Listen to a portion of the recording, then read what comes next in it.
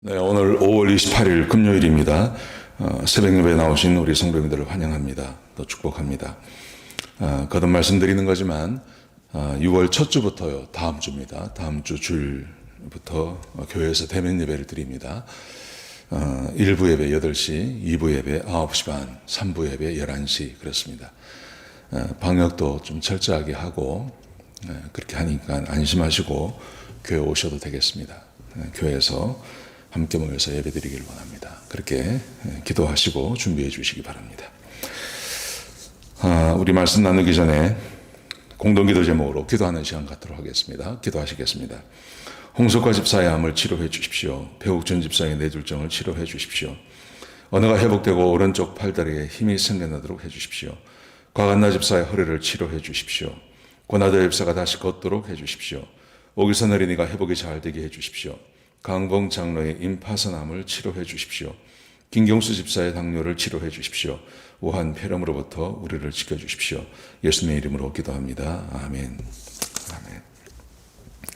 오늘 본문의 말씀은 출애굽기 23장 1절에서 13절까지 말씀입니다.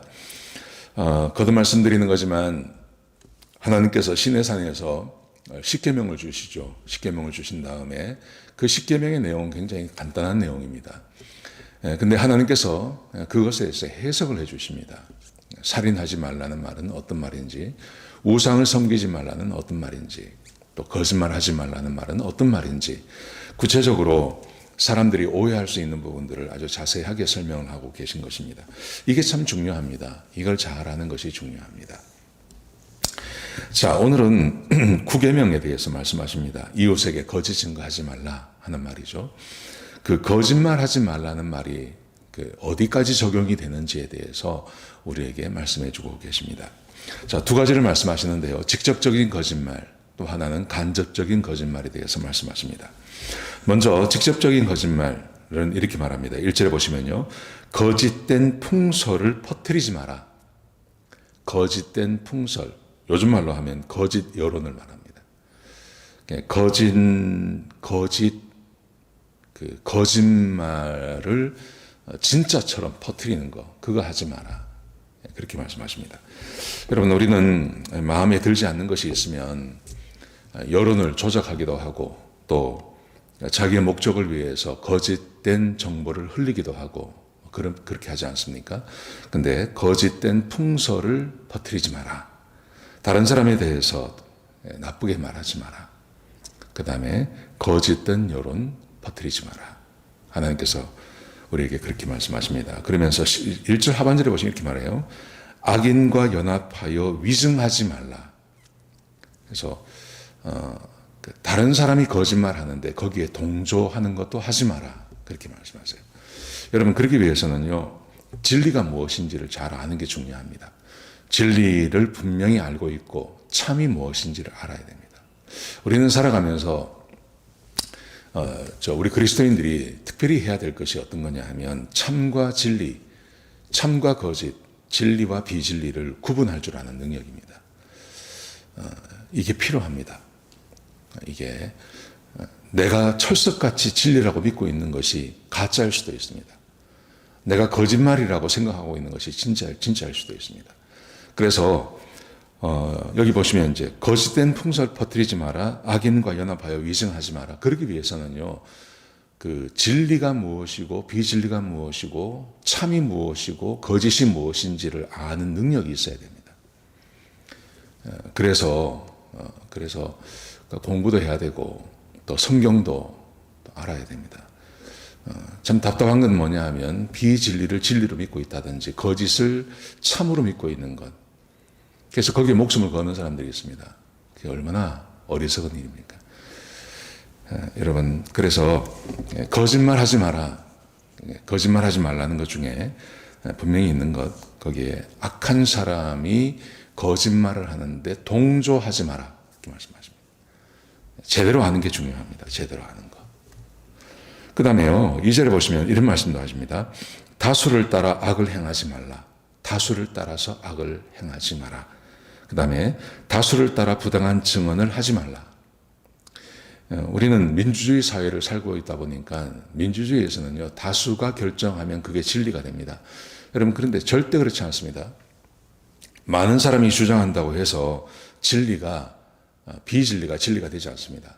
많은 사람이 행한다고 해서 악이 선이 되는 것도 아닙니다. 그냥 진리는 진리예요. 그리고 선은 선입니다.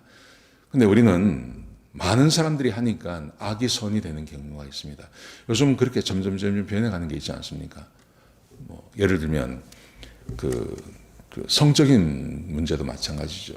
많은 사람들이 하고 있으니까 괜찮다. 절대 그렇지 않습니다. 하나님은 변하지 않습니다. 많은 사람들이 주장하고 이제 세상이 그렇게 변했으니까 더 이상 악이 선이 되고 선이 악이 되진다. 그런 거 없습니다. 하나님의 진리는 변하지 않습니다. 여러분, 이게 굉장히 중요합니다. 잘 아시는 게 중요합니다. 동성애, 아무리 많은 사람들이 지구의 99.9%가 그걸 선이라고 이야기해도 하나님 앞에서 선이 될 수 없습니다. 많은 사람들이 주장한다고 선이 악이 될 수도 없고, 많은 사람이 행한다고 해서 비진리가 진리가 될 수도 없는 겁니다. 하나님께서 이렇게 말씀하세요. 그렇기 위해서 아까 말씀드린 대로 중요한 것은요, 진리와 비진리를 구분할 줄 알아야 됩니다. 선과 악을 분명히 구분할 줄 알아야 돼요. 우리 그리스도인들은 계속해서 이 훈련을 해나가는 것이 굉장히 중요합니다. 네. 하나님의 말씀이 기준이 되어야 되죠. 그래야 선과 악에 대한 구분이 가능한 것입니다. 자, 두 번째, 이게 이제 직접적인 거짓말을 말하는 거고요. 두 번째는 간접적인 거짓말을 말합니다. 간접적인 거짓말이 굉장히 많습니다. 예를 들면 3절에 보시면 가난한 자의 송사라고 부당한 판단을 하지 마라. 가난한 사람이 송사를 했습니다. 가난한 사람이. 재판관의 입장에서 보니까 가난한 사람이 주장하는데, 근데 부자가 주장하는 거하고 이제 막 이렇게 부딪히는 경우가 있죠. 그때 대부분의 사람들이 부자의 편을 든다는 거죠. 근데 그렇게 하지 말라는 것입니다. 가난한 사람이라 하더라도, 힘이 없는 사람이라 하더라도 그 사람들의 말을 들어보고 선과 악을 구분할 줄 알아야지 신분에 따라서 선이 악이 되고 악이 선이 되어서는 안 된다. 그렇게 말합니다. 중요한 말이죠. 4절에 보시면요, 이렇게 말씀하세요. 원수의 길 잃은 소나 나귀를 보고 봤으면 반드시 주인에게 돌려주라. 내가 미워하는 사람, 나에게 원수된 사람의 재산에 손해가 가는 것, 그건 어떻게 보면 나한테는 기쁜 일 아니겠습니까? 그런데 그렇다 하더라도 원수의 재산인데 원수가 잃어버린 소나 나귀를 봤을 때 주인에게 찾아주라. 이것은 어떤 의미를 갖는 거냐면 사람의 도리를 다 하라는 것입니다. 만약에 내가 싫어하는 사람, 원수의 소나 나귀를 내가 봤어요. 근데 돌려주지 않아요. 그 사람에게 찾아주지 않아요. 근데 이 사람은 막 찾고 있는 겁니다. 나는 알고 있는 겁니다. 근데 말을 안 해줘요. 그것은 어떤 의미냐면 그것은 거짓말, 간접적인 거짓말이라는 거죠. 가만히 있는 거예요. 가만히 있는 게 무슨 죄입니까? 그렇게 말할 수 있는데 사람의 도리를 다 하라. 사람이 마땅히 해야 할 일이라는 겁니다. 그래서 그 다음 말씀에 보시면요, 이런 말씀이 있습니다. 미워하는 자의 나귀가 짐을 싣고 가다가 엎드려졌으면, 짐이 너무 많은 겁니다. 짐이 너무 많아서 나귀가 힘이 없어서 넘어졌어요. 그대로 두면 나귀는 죽습니다. 재산상의 손해가 갈 수 있는 거죠. 그럴 때는 가서 도와줘서 그 짐을 덜어줘라. 그래서 그 나귀가 생명을 잃어버리지 않도록, 내가 미워하는 사람이라 하더라도 그의 재산에 타격이 가지 않도록 해주라 하는 것입니다. 이것도 사람의 도리를 다 하라는 말이죠. 이거는 우리 현재의 삶에도 얼마든지 그럴 수 있습니다. 저렇게 가면 저 사람 손해보는데, 저거 계속하면 손해볼 텐데 알고 있는 경우가 있죠. 근데 내가 미워하는 사람이에요. 내가 좋아하는 사람 같으면 금방 이야기해 주는데 내가 미워하는 사람은 내버려 두는 겁니다. 그렇게 하지 말라는 거죠. 그것도 거짓말에 들어간다. 사람의 도리를 다하는 것이 중요하다. 그렇게 말씀하세요. 그럴 수 있지 않습니까?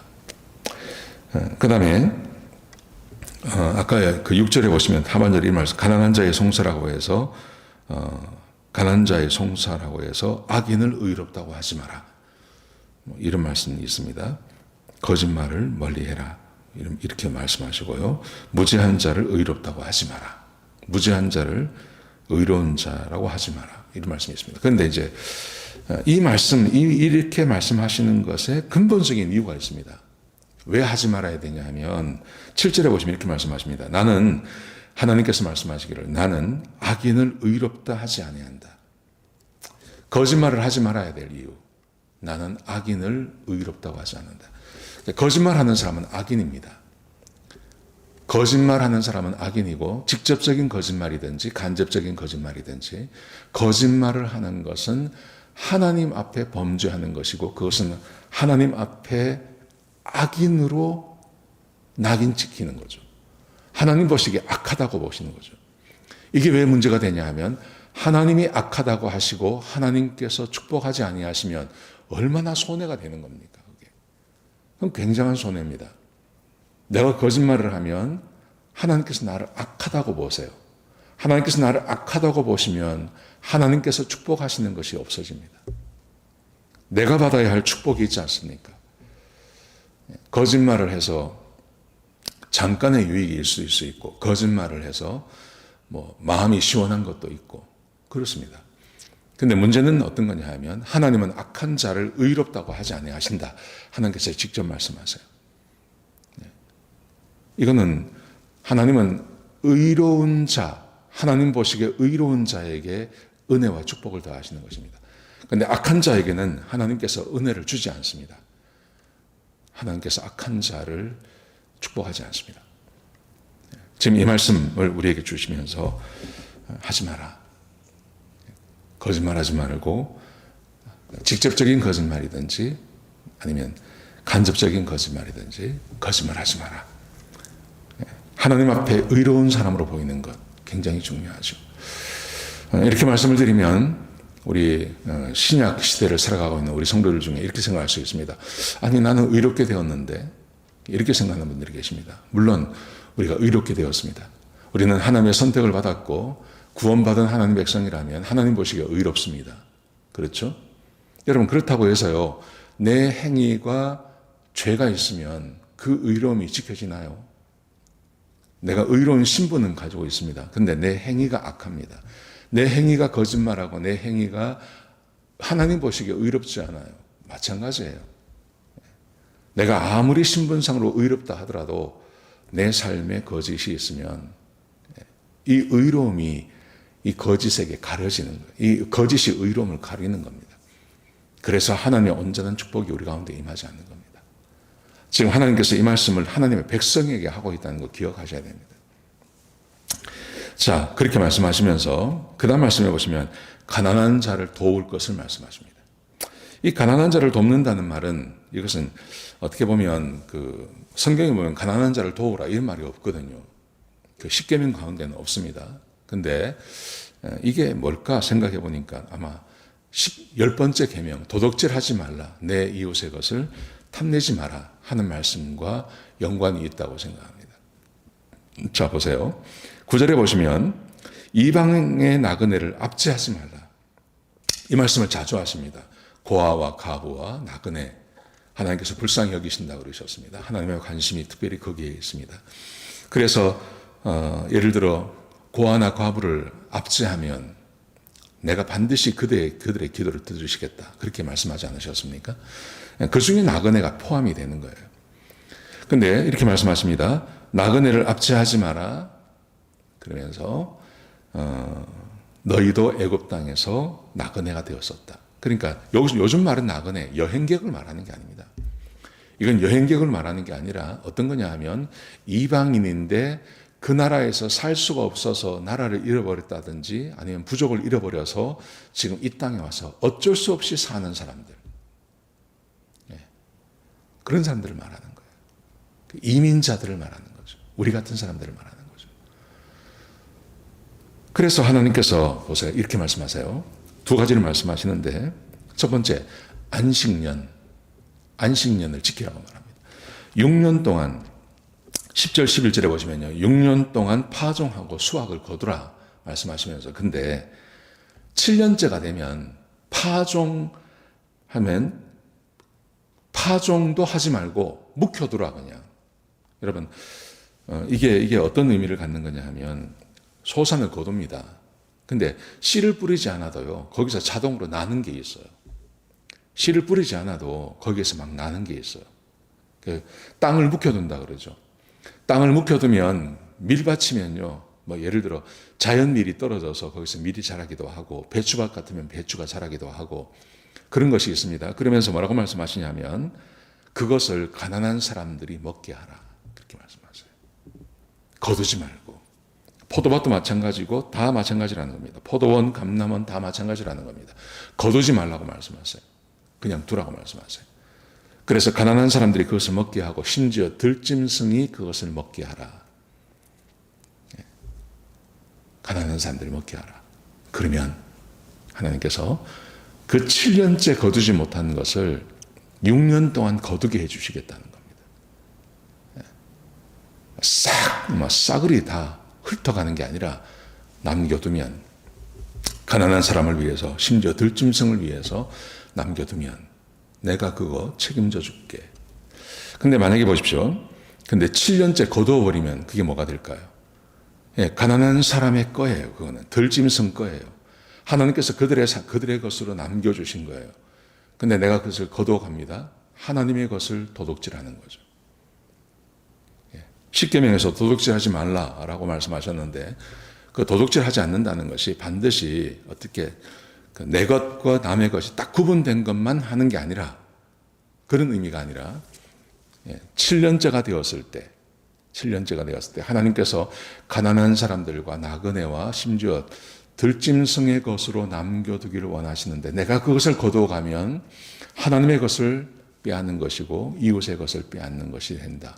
그렇게 지금 주장하고 계시는 것입니다. 자, 그 다음에 안식일을 보십시오. 6일 동안 12절에 보시면요. 6일 동안 일하고 7일째는 쉬라 말씀하세요. 7일째는 쉬라. 안식일이 그냥 쉬는 거라는 거예요. 쉬는 거. 쉬라 그러면서 너만 쉬는 게 아니라 너의 여종의 자식도 쉬게 하고 나그네도 쉬게 하고 그리고 소와 나귀도 쉬게 하라. 그냥 쉬는 거예요. 쉬는 거.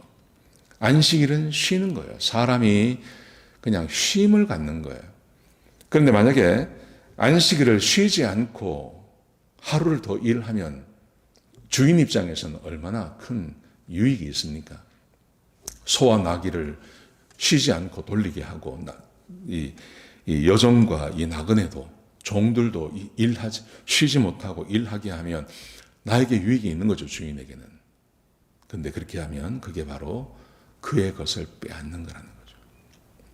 도둑질하는 것이 된다는 겁니다. 하나님께서 지금 도둑질에 대해서 이렇게 가르치시는 것입니다.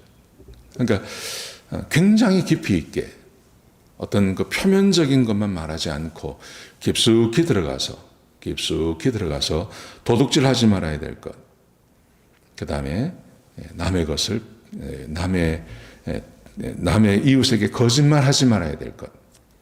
이것을 표면적으로만 말하는 게 아니라 아주 깊숙이 들어가서 사람의 것에 대해서 말씀하고 계신 것.